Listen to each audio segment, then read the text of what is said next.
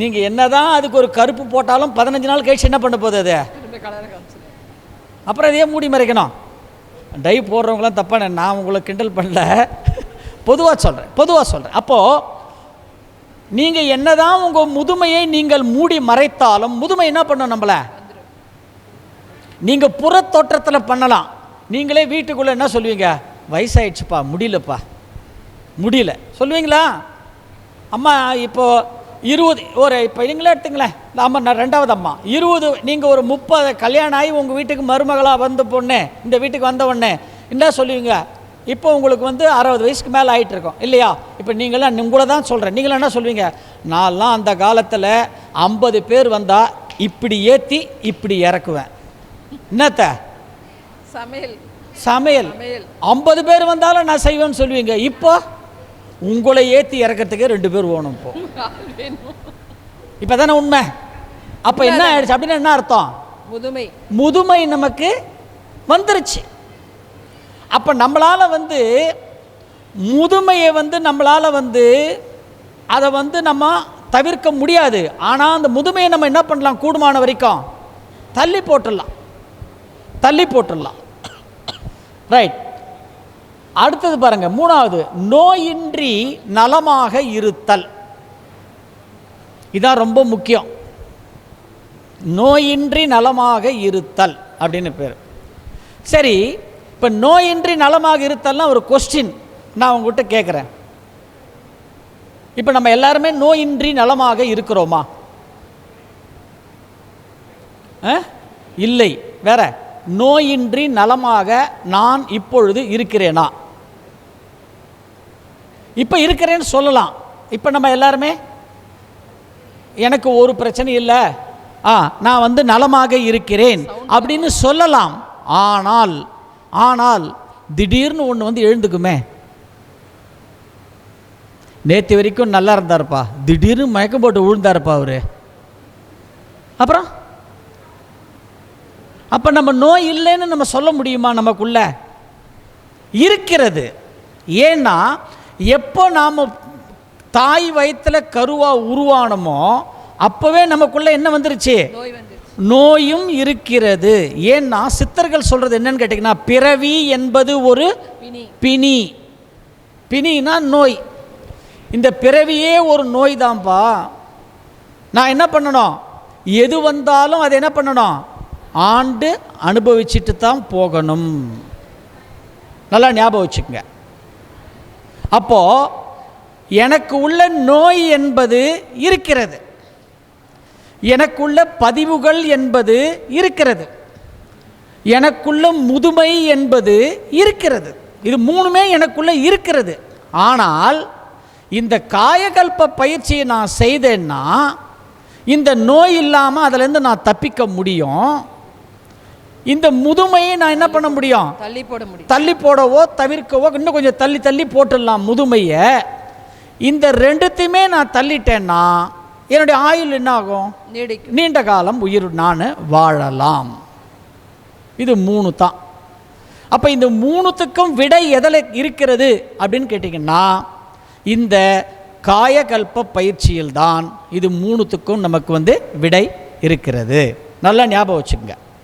கொஞ்சம் காயகல்ப பயிற்சி ஏற்கனவே எடுத்தவங்க இந்த பயிற்சியை செய்ய கொஞ்சம் வேற ஒரு பரிணாமத்தில் பாருங்கள். இன்றைக்கி நம்ம அப்படித்தான் பார்க்க போகிறோம் அதை. சரிங்களா? ரைட். இந்த பயிற்சியோட நோக்கம் என்னன்னு நமக்கு இப்போ தெரிஞ்சிருச்சு. இந்த காயகல்ப பயிற்சிக்குனே ஒரு அடிப்படை தத்துவம், செக்ஸ் வைட்டல் ஃப்ளூயிட் வரும்போது வந்துக்கலாம், ஒரு அடிப்படை தத்துவம் ஒன்று இருக்கிறது காயகல்ப பயிற்சிக்கு. இந்த அடிப்படை தத்துவம் மகரிஷி தான் நல்லா அற்புதமாக டிசைன் பண்ணி கொடுத்துருக்கிறார். இந்த அடிப்படை தத்துவம் பார்த்தீங்கன்னா இப்படி தான் இருக்கும். அது முதல்ல பாருங்க, பரு உடல், பிசிக்கல் பாடி அப்படின்னு இருக்கும். 2வது செக்ஸ் வைட்டல் ஃப்ளூயிட், ஜீவ வித்து குழம்பு அப்படின்னு இருக்கும். 3வது உயிர் சக்தி, லைஃப் ஃபோர்ஸ் அப்படின்னு இருக்கும். 4வது ஜீவகாந்தம், பயோ மேக்னட்டிசம் அப்படின்னு இருக்கும். 5வது மைண்ட், மனம் அப்படின்னு இருக்கும். இதில் என்ன சிறப்பு அப்படின்னு கேட்டிங்கன்னா, இந்த பரு உடல் என்பது நம்மகிட்டே இருக்குது, ஐந்தறிவு உடைய விலங்குகள்கிட்டையும் இருக்கு. இன்னொரு உயிரை உற்பத்தி செய்கின்ற அந்த செக்ஷுவல் வைட்டல் ஃப்ளூயிட் நம்மகிட்டே இருக்கிறது, விலங்குகள் கிட்டே இருக்கிறது. உயிர் என்பது நம்மகிட்டே இருக்கிறது, விலங்குகள் கிட்டையும் இருக்கிறது. எனர்ஜி சக்தி என்பது நம்மகிட்டே இருக்கு, விலங்குகள் கிட்டையும் இருக்கிறது. ஆனால் இந்த அஞ்சாவதா இருக்கிற மனம் என்பது மனிதனிடம் மட்டும்தான் இருக்கிறது, விலங்குகள் கிட்ட அது இல்லை. அப்போ ரொம்ப பெரிய ஒரு டாபிக் இதில் எதுன்னு கேட்டிங்கன்னா, இந்த மனம்னு ஒன்று, இந்த மனமும் ஒன்று தான் மிச்ச நாலுத்தையும் கண்ட்ரோல் பண்ணுது. அது எப்படி பண்ணுது? அதில் இந்த செக்ஸ் வைட்டல் ஃப்ளூயிட் எப்படி இந்த உடல், மனம், உயிர் இது மூணையும் எப்படி இயக்குகிறது, நாம் அதைத்தான் இந்த காயகல்ப பயிற்சியில் நாம் ஒரு விஞ்ஞானபூர்வமாக நம்ம அதை பார்க்க போகிறோம், ஒரு அறிவியல் பூர்வமாக நம்ம அதை பார்க்க போகிறோம். அதில் முதல்ல எடுத்துக்கிட்டோன்னா அதில் பேஸ் எது அப்படின்னு கேட்டிங்கன்னா, ஒரு ஹியூமன் பீயிங், மனிதன் எடுத்துக்கிட்டோன்னா அந்த உடம்பு, பிந்துநாதம், உயிர், ஜீவகாந்தம், மனம், இந்த அஞ்சும் சேர்ந்தது தான் மனிதன் அப்படின்னு நம்ம சொல்கிறோம். அதில் ஃபஸ்ட்டு பார்ட் பரு உடல் அப்படின்னு சொல்கிறோம், ஃபிசிக்கல் பாடி. அந்த ஃபிசிக்கல் பாடினா என்ன? ஏன்னா நமக்கு நம்ம உடம்பில் உங்களுக்கு கிட்னி எங்கே இருக்குதுன்னு கேட்டால் அதை இங்கே இருக்குதுன்னு சொல்லுவோம். அந்தளவு கூட நிறைய பேர் இருக்கிறாங்க. நம்ம உடலுக்குள்ளே நம்ம உறுப்பு எங்கே இருக்குன்னே நமக்கே தெரிய. இப்போ நாம் என்ன பண்ணலாம் அப்படின்னு கேட்டிங்கன்னா, இந்த பருவுடல் என்பது யார்? நல்லா ஞாபகம் வச்சுங்க. இந்த பருவுடல்னா யார்? இந்த பருவுடல் யார்? நீங்கள் சொல்லுங்கய்யா. சொல்லிட்டார் அவரு. யார்? நான் தான் அப்படின்னு சொல்லிட்டார். பருவுடல். பருவுடல் யார்? சத்தமாக சொல்லுங்க, சத்தமாக சொல்லுங்க. பருவுடல் யார்? நான் தான் சொன்னீங்கல்ல. இன்னும் ஒரு 5 நிமிஷம் கழிச்சு என்ன சொல்ல போகிறீங்க பாருங்கள். இப்போ நீங்கள் இப்போ பருவுடல் அப்படின்னா சாமிஜி எல்லாமே ரொம்ப சுத்த தமிழ் வார்த்தைகளாக போட்டாங்க. பருவுடல்னா குண்டா இருக்க உடல் இல்லை. இப்போ நிறைய பேருக்கு ஒரு பயம் இருக்கும். அம்மா காயக்கல்பத்துக்கு கூப்பிட்ட கூட யோகா கிளாஸ் இருக்குங்கம்மா, காயக்கல்பம் வாங்க அப்படின்னு கூப்பிடும்போது, ஐயோ என் பொண்ணே ஒல்லியாக இருக்குங்க, எதுக்கு இங்கே யோகாலாம் பண்ணி இன்னும் கொஞ்சம் ஒல்லியாகணும் அப்படின்னு ஒரு மைண்ட். நானே ஒல்லியாக இருக்கேன், நான் யோகா பண்ணி இன்னும் ஒல்லியாகணுமா? நல்லா புரிஞ்சுக்கணும். இந்த காயக்கல்பமோ இல்லை யோகா அப்படின்னாலே என்னென்னா, நம்ம எல்லாருக்கும் மனதில் புரிதல் என்ன இருக்குன்னா, வெயிட் லாஸ் பண்ணுறது, உடம்பு வெயிட்டாக இருந்தால் அந்த வெயிட்டை குறைக்கிறதுன்னு. உண்மையாக அப்படி கிடையவே கிடையாது. எந்த ஒரு யோகமும் உங்கள் உடம்பு வெயிட்டை குறைக்கக்கூடாது. உங்கள் ஹைட்டுக்கு ஏற்ற வெயிட்டு, அந்த உடம்பு ஹைட்டுக்கு ஏற்ற ஸ்ட்ரக்சர்னு சொல்லுவாங்க. இப்போ பிள்ளைங்க உயரமாக இருக்குங்க, ஓமக்குச்சி மாதிரி ஒல்லியாக இருக்கும், அசிங்கமாக இருக்குது, பார்க்க நல்லா இருக்குமா? குள்ளமாக இருப்பாங்க, குண்டாக இருப்பாங்க, பார்க்க நல்லா இருக்குமா? கொஞ்சம் நமக்கே என்ன இருக்கும், இன்னும் இந்த பிள்ளை கொஞ்சம் ஒல்லியாக இருந்தால் நல்லா இருக்குங்க சொல்கிறோம் இல்லை மனசில். அப்போ பருவுடல்னால் அதுக்கு ஆப்டான வார்த்தை என்னென்னா, இப்போ நான் உயரம் இருக்கேன்னா ஒரு 155 சென்டிமீட்டர் இருக்கேன்னா அதுக்கேற்ற வெயிட்டு நான் இருக்கணும், ஒரு 60 கிலோ. அந்த ஸ்ட்ரக்சர், பாடி ஸ்ட்ரக்சருக்கு பார்த்தீங்களா? இப்போ ஆம்பளை பிள்ளைங்க குண்டாக இருந்தால் நல்லா இருக்குமா? ஆம்பளை பிள்ளைங்கன்னா நல்லா பைசப்ஸ்லாம் வச்சு நல்லா வாட்டு சாட்டமாக இருந்தால் தானே நல்லாயிருக்கும். அப்போ பருவுடல்லாம் என்னென்னா அந்த ஸ்ட்ரக்சர் கரெக்டாக இருக்கிறத கொண்டு வரது தான் யோகா. நல்லா புரிஞ்சுக்கணும். இன்றைக்கி யாருக்கெல்லாம் பயந்துக்கிட்டே ஒல்லியாக இருக்கேன், யோகா பண்ணால் ஒல்லியாயிடுவேன் இன்னும் நினச்சி வந்தீங்களோ, இல்லை வெயிட்டாக இருக்கவங்களாம் ஒல்லியாயிடலாம் அப்படின்னு நினச்சி வந்தீங்களோ, கிடையாது. எங்கள் சென்டரில் ஒரு பாப்பா அண்டர் வெயிட்டுங்க, கரெக்ட் வெயிட்டு கொண்டு வந்தது. ஒரு காலேஜ் ஸ்டூடெண்ட்டு, வெறும் 35 கிலோ இருந்த அந்த பொண்ணு. காயகல்பம் கொடுத்து கரெக்ட் வெயிட்டுக்கு அந்த ஸ்ட்ரக்சர் கரெக்டாக வந்தது. உடம்பு கொஞ்சம் இந்த சதை மூடி இருந்தால் தான் நல்லாயிருக்கும். அப்போ அந்த பருவுடலை பற்றி தான் நம்ம இன்றைக்கி பேச போகிறோம். பருவுடல்னா என்ன? இப்போ இந்த பில்டிங் ரொம்ப அழகாக இருக்குங்க, புது மண்டபம்னு நினைக்கிறேங்க. பார்க்குறதுக்கு எலிவேஷன் எப்படி இருக்குங்க, உள்ளேயும் நல்லாயிருக்கு, உள்ளே இருக்க இன்டீரியர். நம்ம என்ன சொல்கிறோம், இந்த மண்டபம் எப்படி இருக்குன்னு சொல்கிறோம், நல்லா இருக்குங்கன்னு சொல்கிறோம். இந்த பில்டிங் எதால் ஆனது? அப்படியே வந்துருச்சு டக்குன்னு ஜூமந்திர காலி பண்ணி. என்னாச்சு? பேஸ்மெண்ட் போட்டு அதில் என்ன கட்டியிருக்காங்க, கல், மண், சிமெண்ட்டு, இரும்பு, ஜல்லி எல்லாம் கொட்டி மேலே அழகாக பூசி டைல்ஸ் ஒட்டி எல்லாம் வச்சுருக்காங்க. யாராவது ஒருத்தர் இந்த பில்டிங்கில் இருக்க கல், மண், சிமெண்ட்டு நல்லாயிருக்கு சொல்கிறோமா? சொல்ல மாட்டோம்ல. என்ன சொல்லுவோம், பில்டிங் நல்லாயிருக்கு. அப்போ அதே மாதிரி தான் ஒரு மனுஷன் எடுத்துட்டா இந்த உடம்பு ஸ்ட்ரக்சர் நல்லா இருக்கு, அவங்க பார்த்தா நல்லா இருக்காங்கங்க, நல்லா ஹெல்த்தியாக இருக்கிறாங்க அப்படின்னு சொல்கிறோம். இந்த உடம்பு எதால் ஆனதுங்க? உடம்பு எதால் ஆனது? செல்களால் ஆனது, பஞ்சபூதங்களால் ஆனது, எது ஒன்று செல்களால் ஆனதுன்றாங்க. இந்த செல்கள் நம்ம உடம்புல எப்படி இருக்குன்னா நிறைய இருக்குது. எவ்வளோ செல்கள் இருக்கலாங்க நம்ம உடம்புல? நிறைய ஸ்டூடெண்ட்ஸ் இருக்கீங்களே, சயின்ஸ் ஸ்டூடெண்ட்ஸ் சொல்லுங்கள், யாராவது இருந்தால் எவ்வளோ செல்கள் இருக்கலாம்? ரிசர்ச் என்ன தெரியுமா? தெரியாதுங்களா? எவ்வளோ செல்கள் இருக்கலாங்க? கோடிக்கணக்கான செல்கள். தினம் உதிருது, தினம் உற்பத்தி ஆகுது. ஐயா கோடிக்கணக்கான செல்கள்ன்றாங்க. 6000 கோடி செல்கள் இருக்கிறதா இன்னி வரைக்கும் ரிசர்ச்சில் கண்டுபிடிச்சிருக்காங்க. நம்ம உடம்புல 6000 crore செல்ஸ் இருக்குது. அதில் 4500 crores வந்து பாடி செல்ஸ், 1500 செல்ஸ் வந்து பிரைன் செல்ஸுங்க. உடம்புல இருக்க செல்கள் தினம் உதிரும், ஆனால் பிரைன் செல்ஸும் உதிரும். உடம்பு செல் உதிர்ந்தா திரும்ப என்ன ஆகிடும்? புதுசாக ரீப்ரொடக்ஷன் உற்பத்தி ஆகிடும். எதில் உற்பத்தி ஆகுது தெரியுமா? நம்ம சாப்பிட்ற சாப்பாடு மட்டும் இல்லை, காற்று, நீர், அதுக்கப்புறம் மேலேருந்து கோள்கள்லேருந்து வர எனர்ஜி. பூமி சுற்றிட்டே இருக்கா, பூமி கீழேந்து ஒரு ஹீட் நமக்கு ஆகர்ஷண சக்தின்றாங்க, அது வந்துட்டே இருக்குது. இந்த 5 சேர்ந்து தான் செல்கள் உற்பத்தி ஆகுது. உடல் செல்கள் அழிந்தால் உற்பத்தி ஆகிடும், ஆனால் பிரைன் செல்ஸ் உதிர்ந்துருச்சுன்னா திரும்ப ரீப்ரொடக்ஷன் உற்பத்தி கிடையாது. அதனால தான் நமக்கு வயசான என்ன வருதுங்க? மறதி வந்துடுது. எந்த செல் விடுதோ அதுக்குள்ளே இருக்க ரெக்கார்ட்ஸ் நமக்கு போயிடுது. அப்போ இருக்கிற செல்ஸை நம்ம பிரைன் செல்ஸை நல்லா தக்க வச்சுக்கணும் எனர்ஜெட்டிக்காக. உடல் செல்கள் அடிக்கடி உதிர்றதை நம்ம குறைக்கணும். கொஞ்சம் அதோட லைஃப் ஸ்பேன், ஒரு செல்லுன்னு எடுத்துக்கிட்டிங்கன்னா அந்த செல்லுக்கு 120 நாள் ஆயுள் சொல்கிறாங்க. அந்த அட்லீஸ்ட் அந்த அளவாவது நம்ம கொண்டு போகிறதுக்கு முயற்சி பண்ணணும். இருக்கிறதுலே பெஸ்ட்டு கம்யூனிகேட்டர் செல்லு தான் கண்டுபிடிச்சிருக்கிறாங்க. பெஸ்ட் நம்ம வச்சுருக்க செல்ஃபோனோட ஃபாஸ்ட்டாக என்னிடும், ஒரு செல்லுக்கும் இன்னொரு செல்லுக்கும் கம்யூனிகேட் பண்ணிடும். இப்போ இந்த செல்கள் பார்த்திங்கன்னா பார்க்குறதுக்கு தனித்தனியாக இருக்குது, ஒன்றோட ஒன்று ஒட்டாமல் வட துருவம் தென் துருவமாக இருக்குன்றாங்க. கோடான கோடி செல்கள் இருக்குது. இப்போ செல்களையே பார்க்க முடியுமா செல்லை? ஆனால் செல்லை ஒன்றுத்தில் நம்ம கண்டுபிடிக்க முடியும். எதில் கண்டுபிடிக்கலாங்க? மைக்ரோஸ்கோப்பில் எதை வச்சு கண்டுபிடிக்கிறீங்க? எதில் பார்த்து கண்டுபிடிக்கிறீங்க? தெரிஞ்சுக்கணும் இல்லையா? பிளட் டெஸ்ட் பண்ணும்போது நமக்கு ஆர்பிசி இவ்வளோ இருக்குது, டபிள்யூபிசி இவ்வளோ இருக்குன்னு செல் கவுண்டிங் சொல்கிறாங்களா? அப்போ பிளட்டில் மைக்ரோஸ்கோப்பில் வச்சு பார்க்கும்போது செல்லை நம்மளால் பார்க்க முடியும். இந்த செல்களுக்குள்ளே பார்த்திங்கன்னா என்ன இருக்குன்னா, ஒவ்வொரு செல்லுக்குள்ளேயும் கோடிக்கணக்கான உயிர் துகள்கள் இருக்குங்க. ஒரு செல்லையே பார்க்குறதே கஷ்டம்.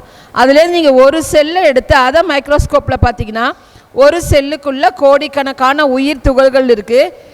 அதுலேருந்து ஒரு உயிர் துகள்களை எடுத்து பகுத்து நீங்கள் பார்த்தீங்கன்னா அந்த உயிர் துகள்களுக்குள்ளே நிறைய இறை துகள்கள், காட் பார்ட்டிகல்ஸ் இருக்குதுன்னு கண்டுபிடிச்சிருக்கேன்.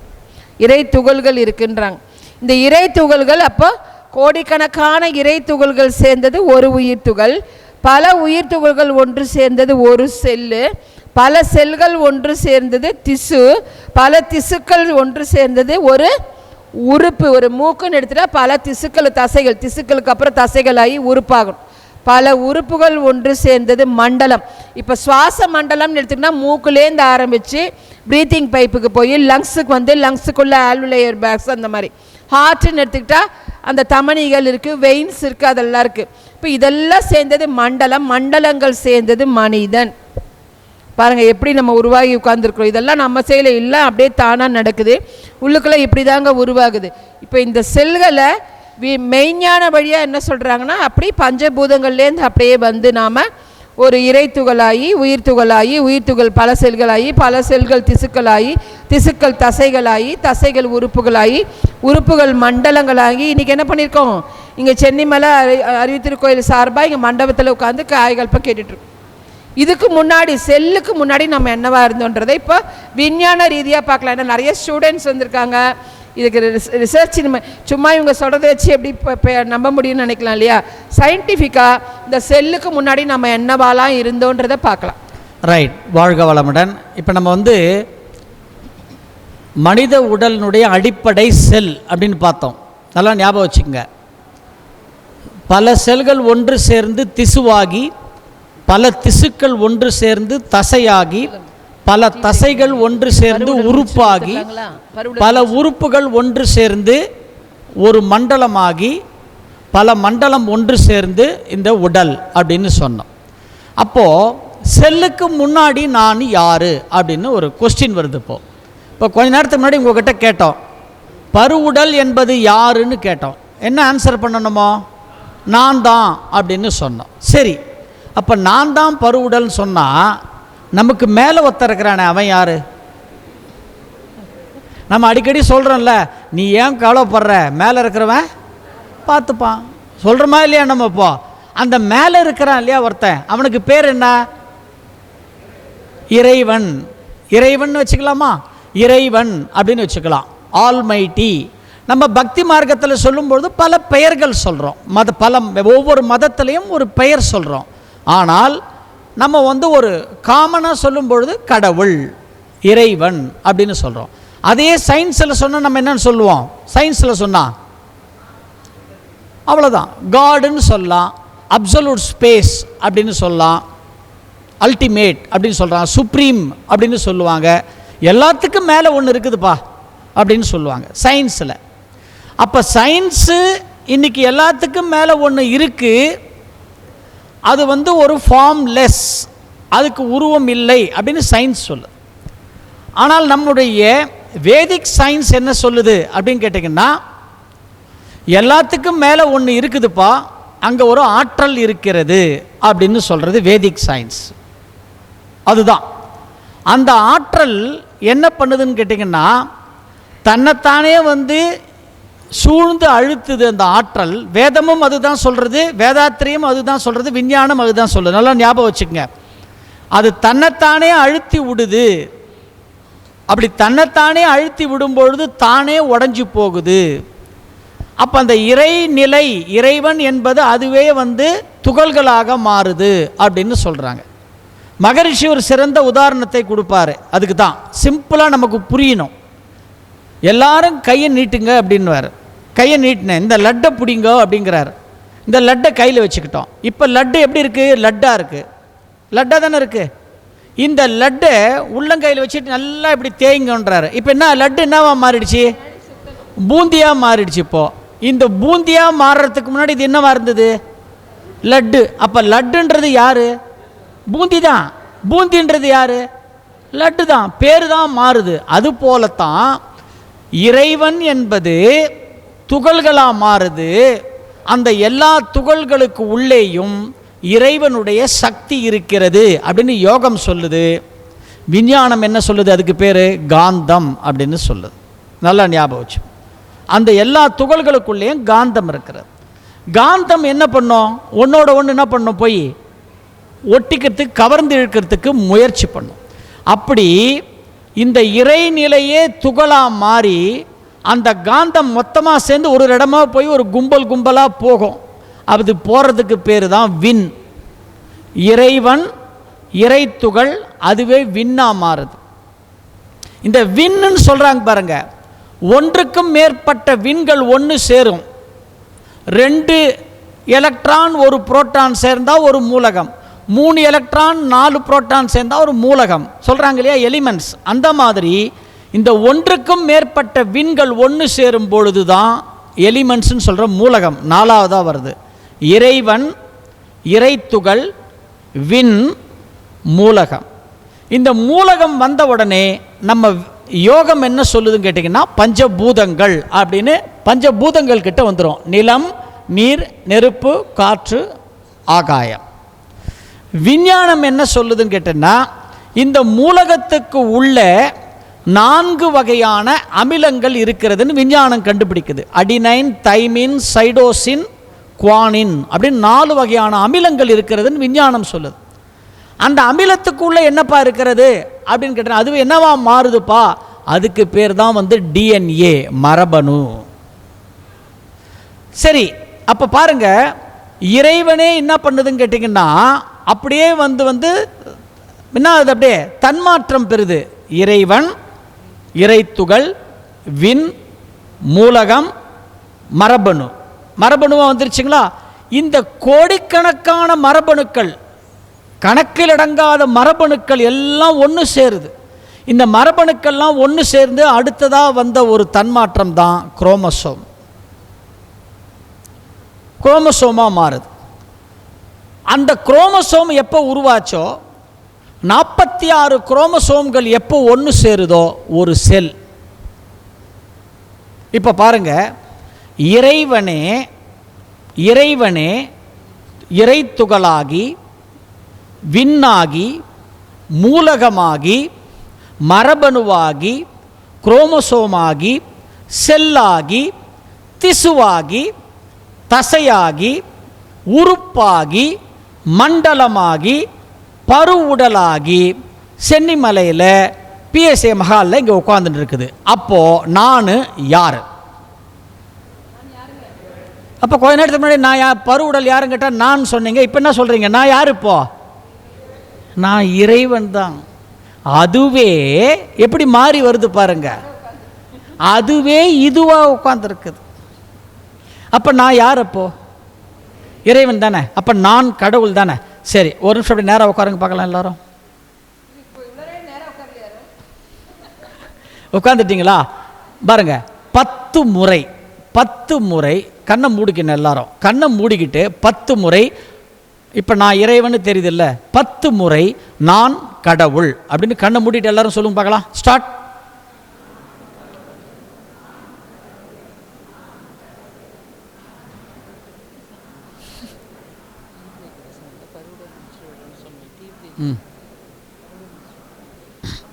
Right, okay. இப்போ நான் கடவுள் நீங்கள் வந்து மெதுவாக சொன்னீங்கன்னு நீங்கள் தான் நினச்சிட்டு இருக்கிறீங்க. இங்கேருந்து நாங்கள் பார்க்குறோம் உங்களை. நீங்கள் வீட்டுக்கு போயிட்டு இதே மாதிரி உங்களுக்கு முன்னாடி ஒரு செல்ஃபி மோடில் வீடியோவில் போட்டு உங்களை நீங்கள் சொல்லிட்டு நீங்கள் சொல்கிற மாதிரி வீடியோ எடுத்து பாருங்கள். இதில் பாதி பேர் என்ன பண்ணீங்கன்னா, நான் கடவுள், நான் கடவுள், நான் கடவுள், நான் கடவுள், நான் கடவுள், இப்படி எழுந்தீங்க பாதி பேருக்கு மேலே.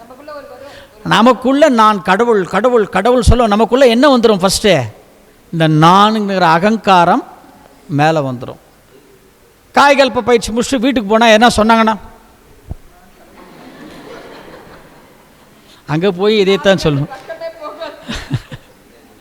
அப்போது நான் கடவுள்னு சொல்லக்கூடாது. என்ன சொல்லணும்? எனக்குள்ள அகங்காரம் வராமல் இருக்கணும்னா அதுவே நானாக இருக்கிறது. வார்த்தைங்க பாருங்க, நான் கடவுள்னு சொல்கிறதுக்கும் அதுவே நானாக இருக்கிறதுன்னு சொல்கிறதுக்கும் வித்தியாசம் இருக்குது. இப்போ அதுவே நானாக இருக்கிறதுன்னு சொல்லிட்டா அப்போ நான் யார்? அது. அதுவே இது, இதுவே அது. அப்போது அதுவே இது, இதுவே அது. அப்போ நம்ம வீட்டுக்கார் யார்? அது. நம்ம மனைவி யார்? அது. அப்போது இதுவும் அதுவும் ஒன்று தான். நம்ம மாமியார் யார்? நம்ம மாமனார் யார்? நம்ம அம்மா யார்? அப்பா யார்? அது. அது அதுனா இது இது. அப்போது ஒரு அதுவும் ஒரு இதுவும் சண்டை போட்டுக்கலாமா? போடலாமா? இப்போ சில பேர் சொல்கிறாங்க, என் வீட்டுக்கு வந்து பாரு, உனக்கு அப்போ தான் தெரியும். அதெல்லாம் அவரவர்களுடைய பதிவுகள் இல்லையா? அப்போது இந்த பருவுடல் என்பது என்னன்னு கேட்டிங்கன்னா, இறைவனின் மறு உருவம். 2 அர்த்தத்தில் பாருங்க. இறைவனின் மறு உருவம். ஒரு பக்கம் இறைவன், ஒரு நாணயத்துக்கு 2 பக்கம்னா, ஒரு பக்கம் இறைவன்னா இன்னொரு பக்கம் யாரு? இதுதான். அதுவே இதுவாக இருக்குதுப்பா. அப்போ இது யாரு? இதுவே அது. அவ்வளோதான். 2 ஒன்று தான். அப்போ நான் பார்க்குற எல்லாமே அதுதான். இது இதுதான் அதுன்னு சொல்லும்போது எல்லாம் அதுதான். அப்போ இது என்ன பண்ணுது? இது எல்லாம் இதுதான் இதுதான்னு நம்ம சொல்லக்கூடாது. அப்போ இந்த பருவுடல் என்பது என்ன கேட்டீங்கன்னா, இறைவன் ஒரு அற்புதமாக நமக்கு கொடுத்த ஒரு அன்பளிப்பு இந்த உடம்பை. இந்த அன்பளிப்பு எப்படி இருக்கணும்? ஒரு அன்பளிப்பு கொடுத்தா நமக்கு மனசு எப்படி இருக்கும்? குழு குழுன்னு இருக்கும் இல்லையா? அதனால் என்ன பண்ணலாம்? இப்போ நம்ம குழு குழுன்னு ஒரு லெமன் ஜூஸ் சாப்பிட்டுடலாம். இப்போ ஒரு பிரேக் ஒன்று எடுத்துக்கலாம். நீங்கள் சீக்கிரம் வாங்க. நீங்கள் சீக்கிரம் வந்தீங்கன்னா நிறைய விஷயங்கள் நம்ம பேசலாம். இனிமேல் தான் இப்போ இன்னும் நம்ம இப்போ தான் தியேட்டருக்கு வந்திருக்கிறோம். டிக்கெட்டை வாங்கிக்கிட்டு க்யூவில் நிற்கிறோம். இன்னும் உள்ளே உட்காரல. நம்ம இன்னும் உள்ளே நம்ம